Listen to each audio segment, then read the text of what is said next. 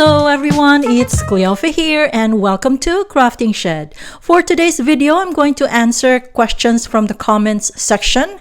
I got a couple of questions that are a bit complicated to answer directly there, so I decided to make a video to explain in detail and share with everyone. So the first one is from SW792 from the tutorial of the Pentagon shaped top. The question is, can you explain your stitch multiple?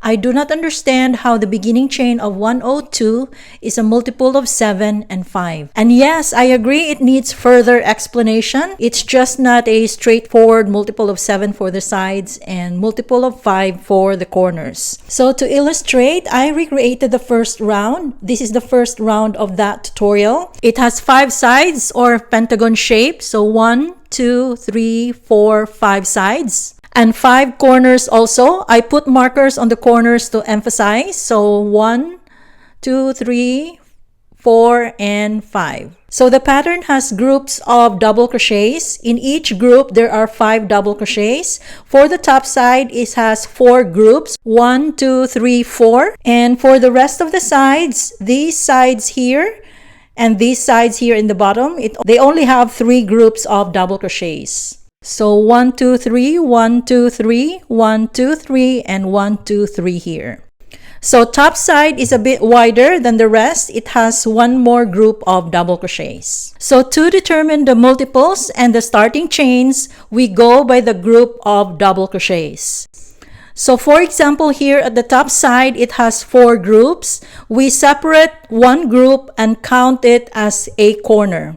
So 3 groups count as belonging to the sides and 1 group belongs to the corner. So each group that belongs to the sides has 7 chains each, and the group that belongs to the corner has 5 chains each. So here at the next side, this group will belong to this corner, and these 2 groups count or belong to the side. And same for the rest of the sides.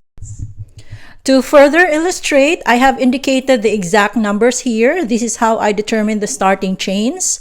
For my tutorial, I have 102 starting chains. So as I said earlier, for the top side, I have 3 groups that count as side, and each group is 7 chains. So 3 groups times 7 chains is 21 chains. For the next side, there are 2 groups that count as side or belong to the side. So 2 groups times 7 chains is 14 chains.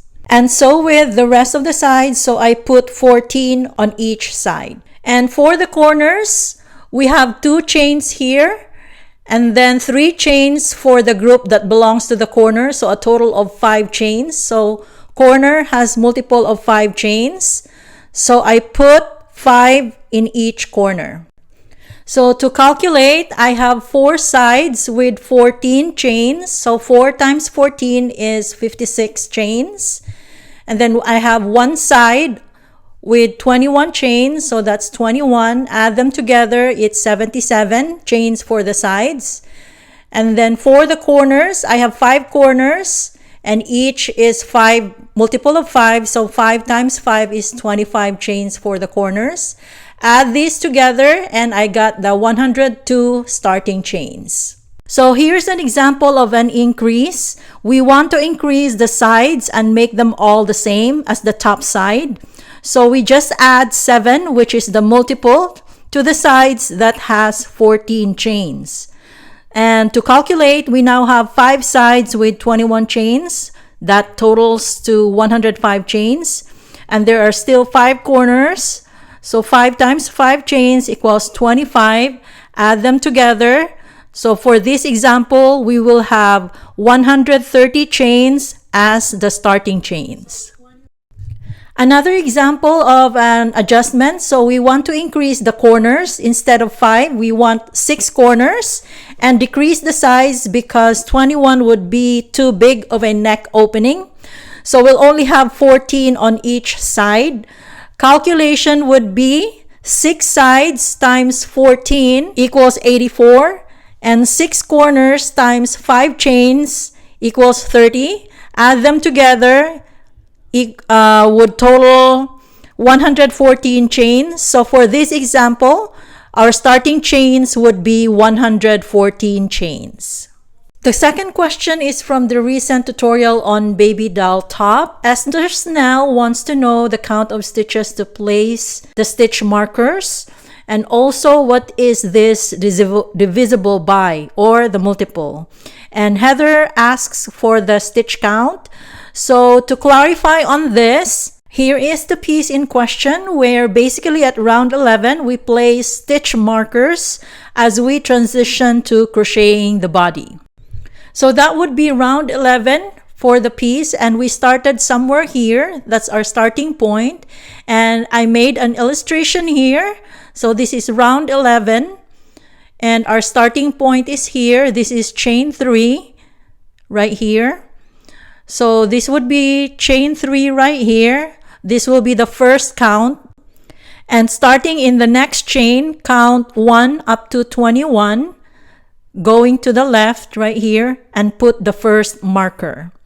And in the opposite side, going to the right, counting in the next chain, count 1 up to 22 and put the other marker. So from 1 right here, from the first marker, count, that will be 44 stitches. Then on the side right here, we're going to skip 32 chains. This is 32 chains. Then in the next chain, put the next marker, and then starting on this marker right here, count up to 44 stitches and put the other marker for the front. And then this side will also have 32 chains to skip. So number of stitches on front and back are the same, and number of stitches on the sides are also the same. So the piece would be symmetrical. And when we crochet the first round of the body, our goal is to have a multiple of 2 stitches.